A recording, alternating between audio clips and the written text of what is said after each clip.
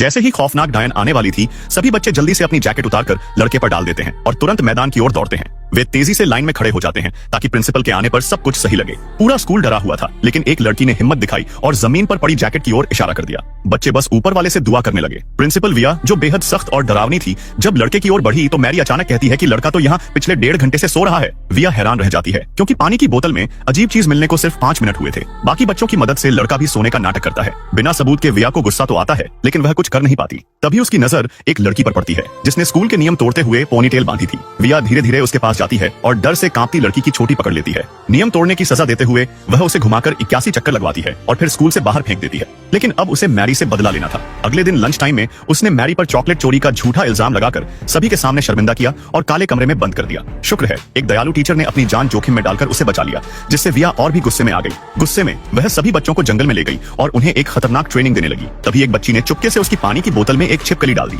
जैसे ही विया ने पानी पिया, वह डर के मारे चीख पड़ी, लेकिन उसने सारा इल्जाम मैरी पर डाल दिया और उसे कड़ी सजा देने की धमकी दी। लेकिन उसे नहीं पता था कि मैरी कोई आम बच्ची नहीं थी, वह बचपन से ही सुपर पावर रखती थी। जब विया उसके करीब आई तो मैरी ने अपनी ताकत को काबू में रखना छोड़ दिया। उसने अपने इशारों से लोहे की जंजीरों को कंट्रोल किया और उसी छिपकली ने विया के कपड़ों में घुसकर उसे और भी डरा दिया। हार मानकर विया वहां से भाग गई। ब्लैक टीचर ने मैरी से मदद की भीख मांगी। उसने बताया कि विया उसकी सगी चाची है, जिसने उसके पापा की मौत के बाद उसकी पुश्तैनी संपत्ति पर कब्जा कर लिया और उसे झोपड़ी में रहने पर मजबूर कर दिया। यह सुनकर मैरी ने ठान लिया कि वह उसके लिए इंसाफ लाएगी।